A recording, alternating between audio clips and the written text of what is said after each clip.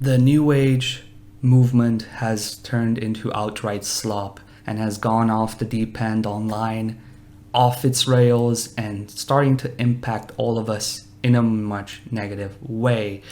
Being very mainstream now, leaching into politics, and actually becoming the new dogma. If you're anything like me and you're the true outlaw who wants to know more about spirit past the illusions, past all the mind rot and the brain rot online, then I bid you welcome. Today, we'll have a little comparison between how people talk in the New Age versus the comparison from actual sacred text.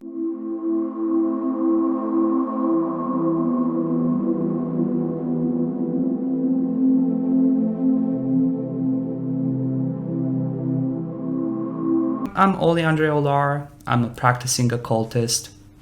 Started this YouTube thing a while back. Only done a couple of videos here and there, but I spend a lot of time thinking of my brand. What is it? How to do it? What's my voice amongst the millions of other spiritual everythings everywhere? I've seen a lot of good occult content, a lot of good magic content out there, esoteric, from not only academics, but from the people who have experience practicing this in their day-to-day life. These are the Gnostic Gospels or the Nag Hammadi Library. These are Coptic texts that have been found in 1945 in Egypt. They were hidden away due to the fact that in the 2nd, 3rd century AD, Christianity was taking its roots and it's starting to become a system of power.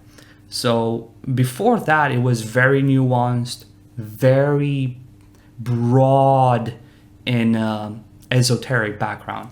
A lot of teachings from the roots of Western esotericism coming from ancient Egypt. So they were hidden. And you think about it, how many of these texts were lost? How many amazing, beautiful texts we don't even know have been lost to the sands of time, but still live within us, coming back over and over again in our society, in our modern world. It's really cool to contemplate that. But the texts we have here, there's a lot of them. They're very rich and nuanced, and I want to read one of my favorite ones. Is called The Thunder Perfect Mind.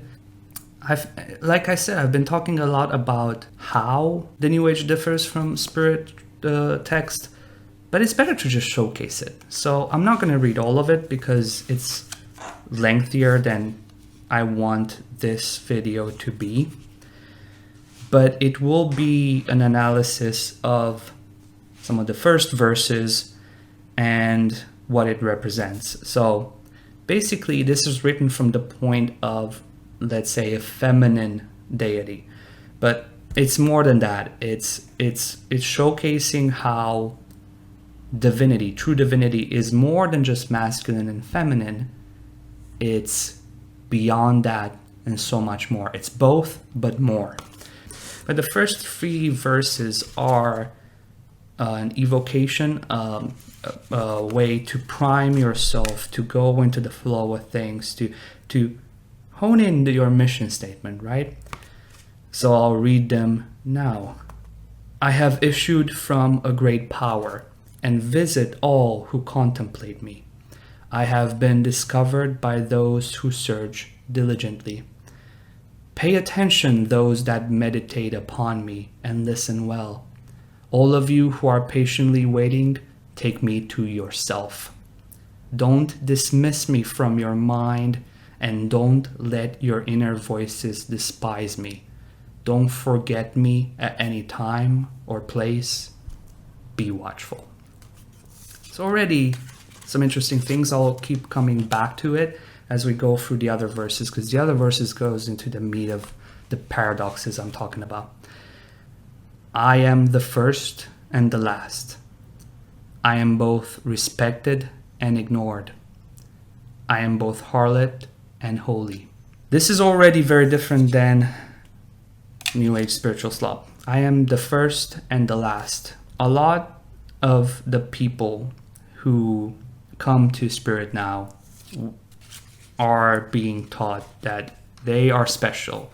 They are on this sacred mission, be it star seeds that have come here to lead the new human awakening, to go to elevate us to the fifth dimension or whatever else. Always be the first. You are the most special thing that ever existed, and your destiny is to lead. Your destiny is to be first. Here it says it's both first and last. It's everything. This is a clear distinction. In life, you have to deal with the spectrum of these experiences. You can't be first always. Not in competitive sports, not in everything. Anything else is an egoic illusion. Leads to suffering, leads to nonsense, etc., etc. Next, I am both respected and ignored.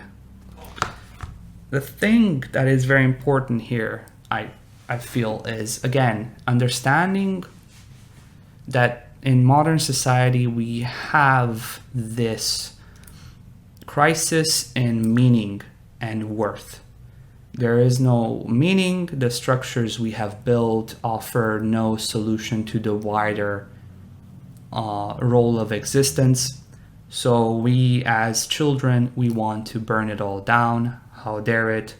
Start from scratch. In that process, we just put in power another thing that will limit our own liberation. And this all comes from ignorance, a sense of being ignored. A lot of people come to Spirit because they feel, a lack of money, a lack of potency, a lack of having a purpose, and a lack of respect. People want to actualize themselves, and it's very understandable. It's human. But all roads to hell are paved with good intentions.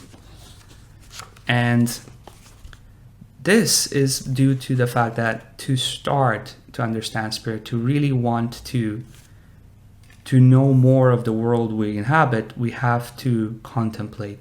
We have to search diligently. We have to discover. I am both harlot and holy.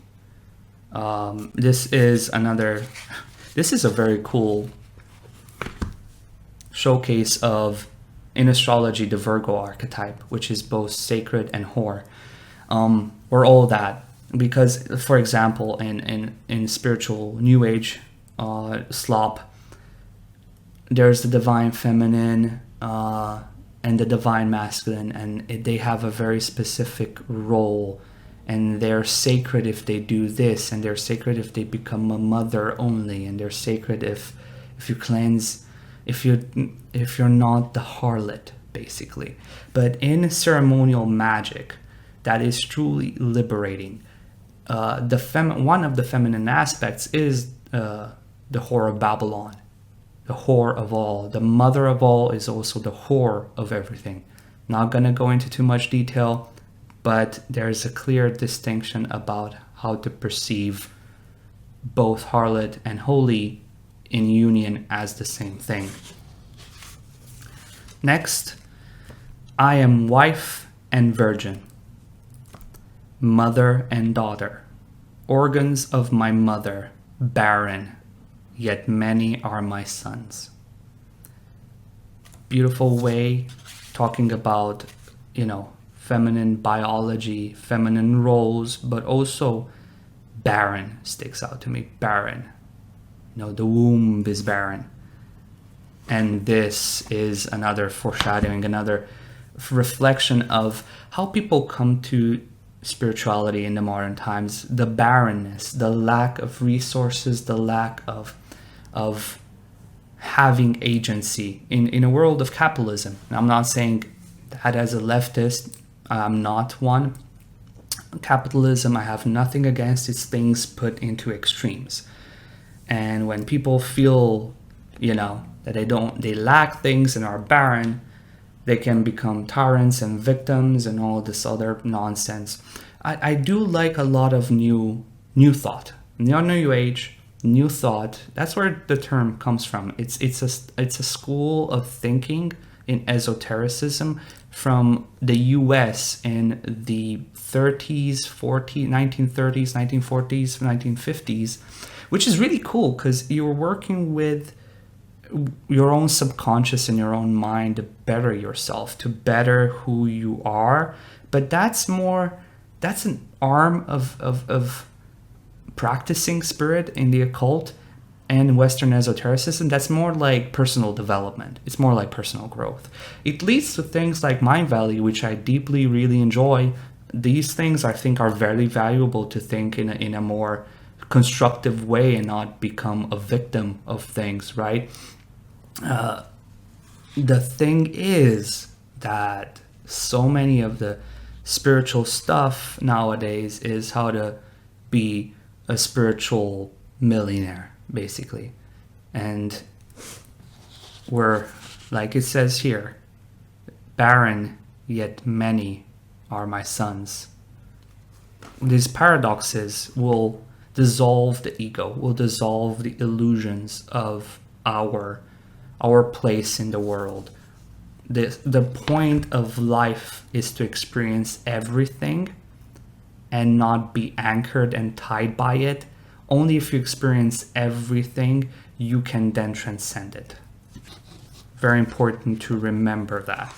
Again, instead of coming to understanding the world, because the point of all of this is to ask why until it hurts and it bleeds, and you come to this question and to learn these things by contemplating, by wanting to discover, by wanting to search diligently, by meditating, by patiently waiting, right? I am she whose marriage is auspicious, but I am husbandless. Again, a very beautiful representation of going beyond traditional boxes that limit us as human beings and doesn't lead to our liberation. You are both of these roles and so much more. I am the midwife who doesn't carry the balm of birth pains. I am bride and groom, sired by my spouse. I am mother of my father, sister of my husband, and he is my son. I am the midwife who doesn't carry the balm of birth pains. I am bride and groom, sired by my spouse. I am mother of my father, sister of my husband, and he's my son. You know, the ultimate ignorance of New Age, of how we see spirit online, is that we say this, and this is spirit. Everything that resonates and is the frequency of love and light is spirit.